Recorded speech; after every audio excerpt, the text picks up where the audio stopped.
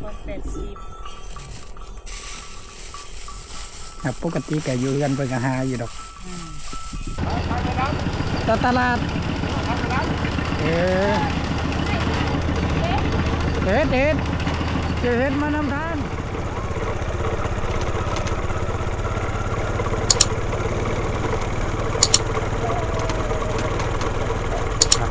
สบายดีพ่อแม่พี่น้อง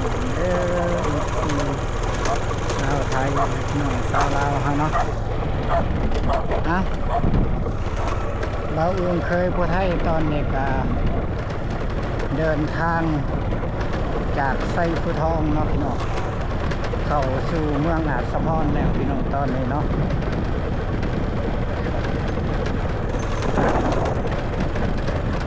เดี๋ยวเก็บภาพบรรยากาศพี่น้อง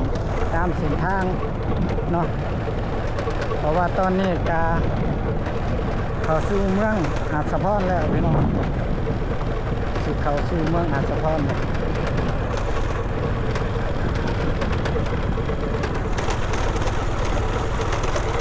เก็บภาพบรรยากาศเรื่องซ่านบ้านซองเนาะพี่น้องบริเวณโขดแถวนี้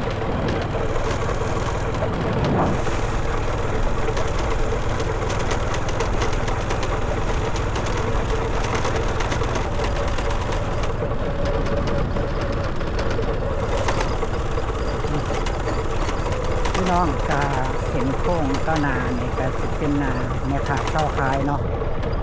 เพิ่นก็สิออกมาขายของป่าเนาะพี่น้องเนาะของกินเนี่ยแหละพี่น้องรู้ว่าเป็นนาของกินยังเนาะ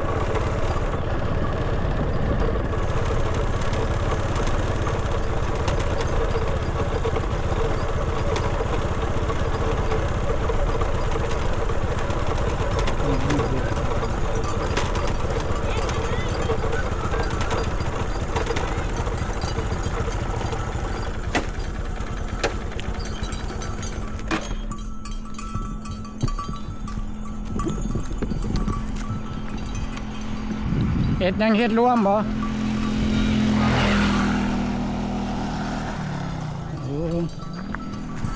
ขายกองอะไรเนี่ยของ10,000ได้กอง10แม่ซอยแน่มันอยากบานเนาะตัวจุ่มก็มีซอยได้ค่ะยังบ่ได้เงินทุกกีบ10,000แม่นกอง10,000อันนี้ได้จ้ะกอง30 2กอง30ตัวมันจุ่มแบบนี้แล้วตัวนี้ก็10,000เอาอันน้ำคนละกองไปตัวน้ำอันตัวนั้นก็10ของแม่นี่ก็กองนึงบ่ตัวก็10แม่นี่ก็3กองมันกินบ่เบิดดอกแม่ค่อยเบิดเอากองนึงอันเจ้ากองนึงเด้อเอาตัวจุ่มนี่ก็ได้บ่ได้นะตัวจุ่มเขามันได้2กอง30ฮะ2กอง30กองเดียวบ่ขายบ่กองเดียวบ่ขายก็ล่ะเอาของยายนี่กอง10,000นี่เอาของนายนี่กอง10,000เด่นเฮ็ดดินนี่นี่ก็กองเนาะนี่มีเงินทอนอยู่บ่เลยไปยังไงเจ้าก็3เจ้านี่ไปยังใบแสน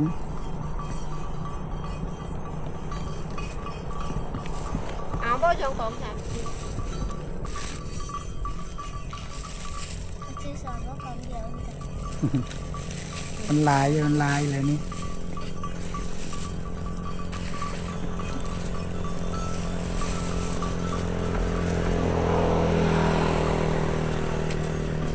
ดีผ่านมาตอนนั้นละล่ำยังชะนั้นล่ำวายบอลลีล่ำยังน้องอ้อย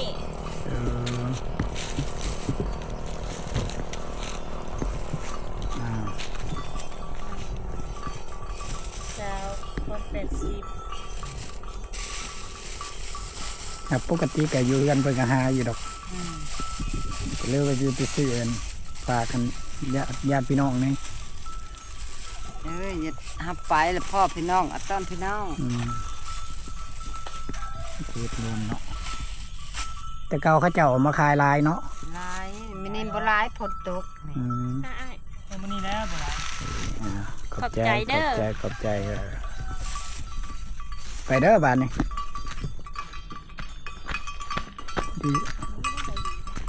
เดินทางมาพี่น้องเข้าสู่เมืองอัสสะพร เลยสื่อเฮ็ดรวมพี่น้องเลยสื่อเฮ็ดรวมมากิน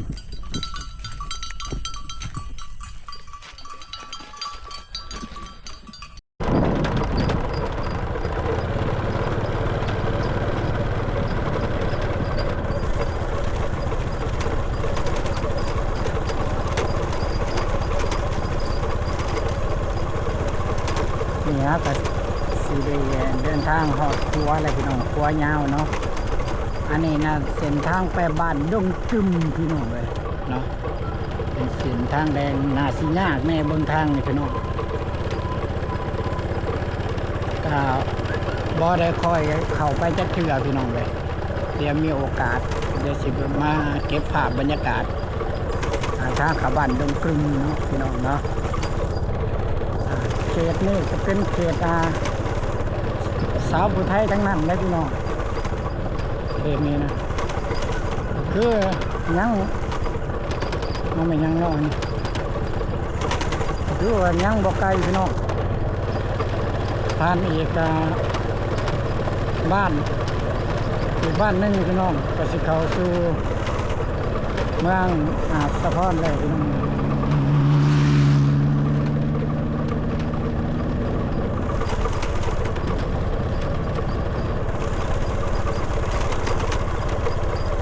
นาตากาแท้เนี่ยก็ถือว่าแล้วเบิดพี่น้องเป็นเมืองสะพอนนี่ก็ได้นี่ฮะกับคาชิเขาสู่ครัว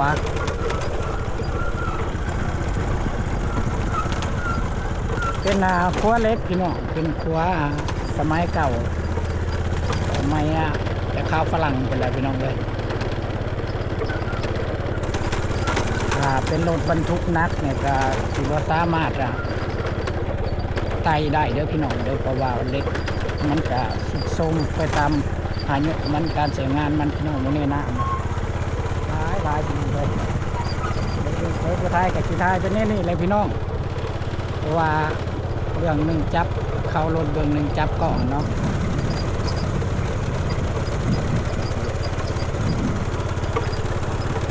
ได้กับ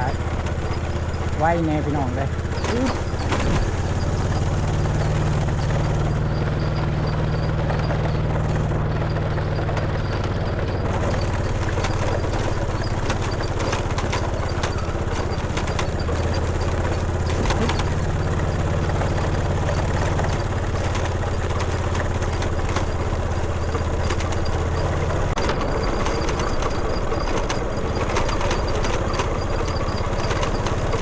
ตอนนี้พี่น้องเขากับเขาสู่บ้าน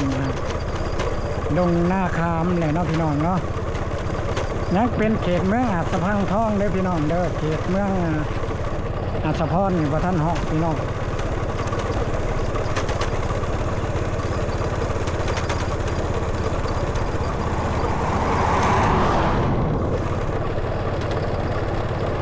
นี่กาแมนหมู่บ้านดงหน้าคามพี่น้องเมืองสะพังทองเนาะนาชีวิตบ้านนี่เนาะพี่น้องบ้านดงหน้าคามตอนนาก็สิเป็นเขตเมืองสะพอนเนาะบ้านดงหน้าคามเนี่ยก็สิมีสาวยูทูบเบอร์อีกคนหนึ่งเนาะแต่บ่ฮู้ว่าเรือนเล่าอยู่แถวไหนพูดแต่ว่าเรือนเล่าสิเลี้ยวขัวมือมันก้อนเล็กน้อยละลายเส้นทางเขาเรือนเล่านี่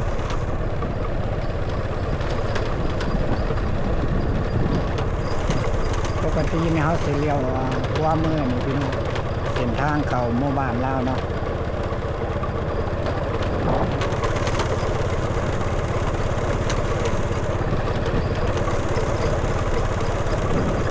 เบื้องข่าวน้ำซัมปลาตะละมองตะละบอนของนี้แต่ให้งามๆพี่น้อง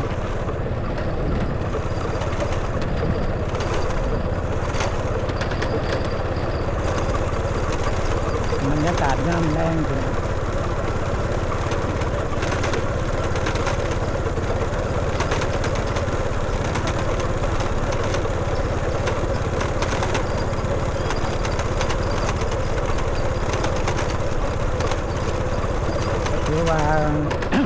พื่อนแต่ละหลังกามีแต่หลังง่ายๆงามๆเนาะพี่น้องเนาะบ้านดงหน้าขามนี่นะ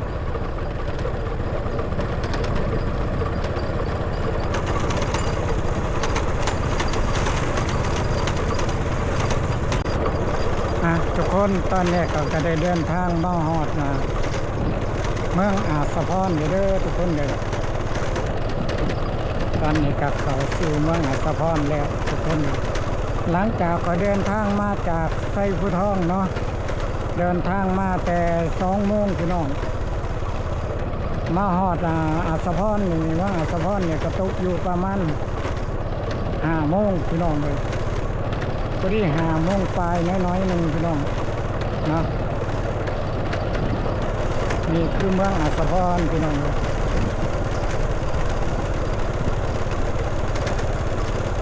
เพราะว่าเขาสิเดินทางเข้าสู่หมู่บ้าน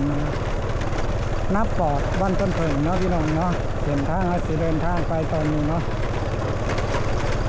หลังจากเส้นทางย่างในสุดเมืองอาสะพรเนาะเส้นทางต่อเขาสิไปบ้านนับปอดบ้านต้นเผิงคือเป็นเส้นทางแดงพี่น้องสิเป็นเส้นทางยากแม่พี่น้องในบ้านนี้เดี๋ยวเก็บภาพบรรยากาศตามเส้นทางให้พี่น้องชมน้ำกันว่ามันสิง่ายหรือว่ามันสิง่ายทำได้พี่น้อง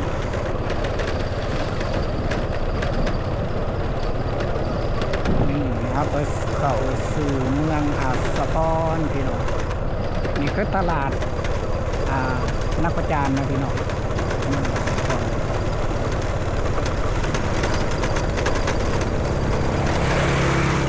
ปัจจุบันเป็นห้องแถวไปเลยพี่น้อง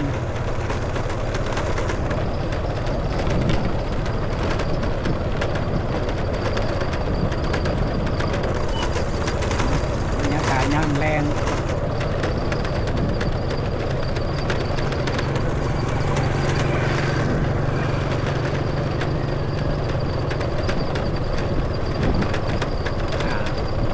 หลังจากบ้านนี่ก็เข้าสู่วงเวียนเนาะพี่น้องกสิมี4 แยกเนาะแต่ว่าเฮาสิตรงไปเลยพี่น้องเพราะว่าเส้นทางเฮาสิไปคือสิไปบ้านนับปอดหรือบ้านต้นเผิงเฮาสิตรงไปเลยพี่น้องเลย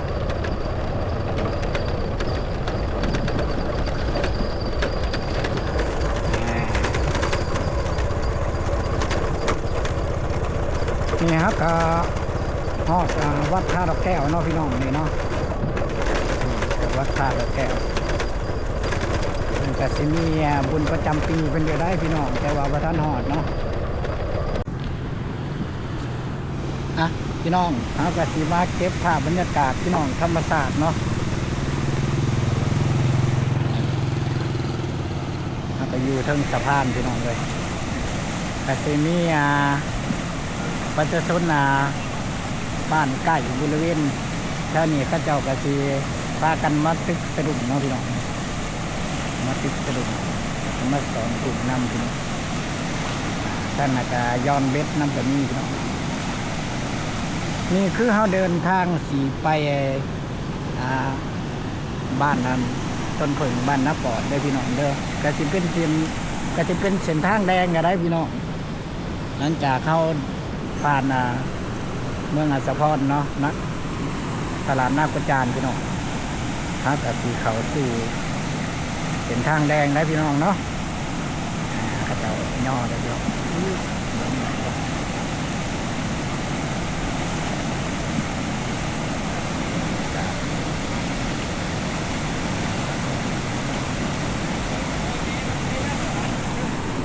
ไปทุกคน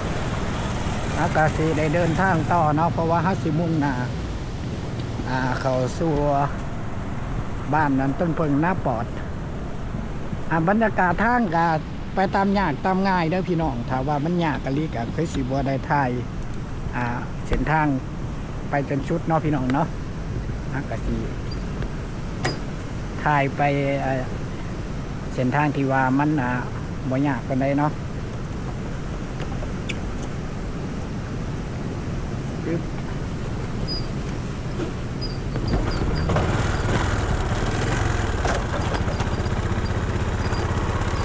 ชิ้นยาก ยากที่ว่า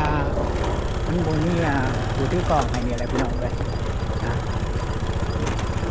เส้นทางมันกาสีมีโตวง่ายแน่กับตัวยากแน่พี่น้องเส้นทางกันนะ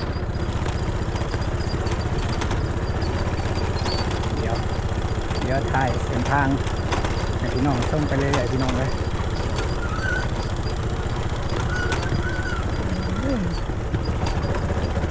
รถนี่ก็ถือว่ามอนกับบ่ได้พี่น้องถือมอนแล้วก็แม่นดับเลยถ้าจะเด้งแห้งกับย่านนะย่านพาลงขีดต้มได้พี่น้องเลยย่านมันดับลงขีดต้มเพราะว่ารถกาหัวสีบ่ค่อยดีบันไดพี่น้อง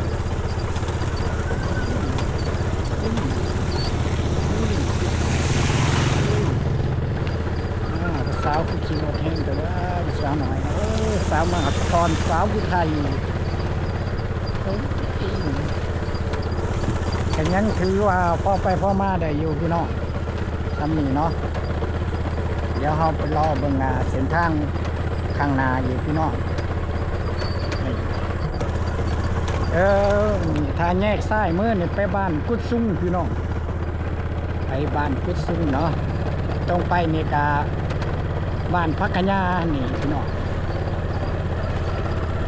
คือเอาสีเขาบ้านพักกะยาเนาะเส้นทางนี้กับเส้นทางไปบ้านต้นเพิงหน้าปอดหรือว่าบ้านหน้าข้างนอกนี่ก็ไม่พี่น้อง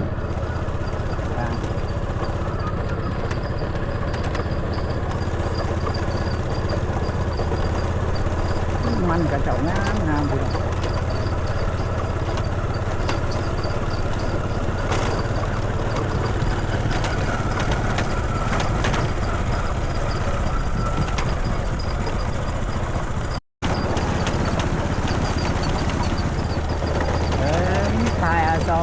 สองพ่อลูกนี่นะสองพ่อลูกนี่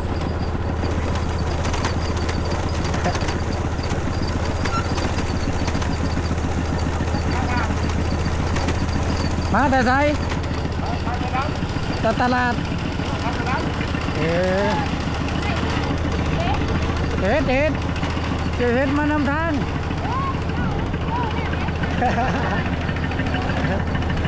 พี่น้องในทางเนี่ย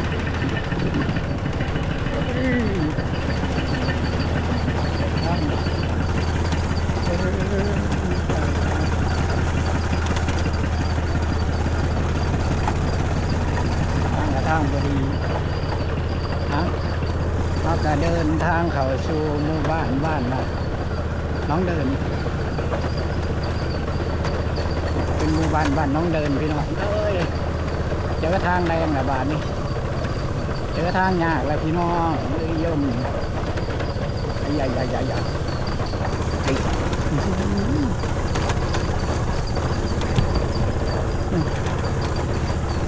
ลำบากง่ายขึ้น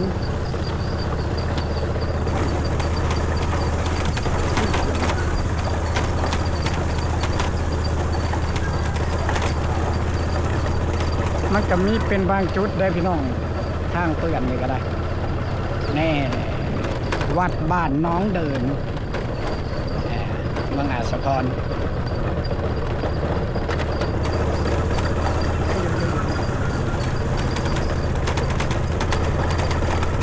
พี่น้องเบาลุงเคยผู้ไทยกับสิได้จบที่เพียงเท่านี้เด้อพี่น้องเจอกันคลิปหน้าเนาะคลิปนี้สบายดีพี่น้องบ๊ายบาย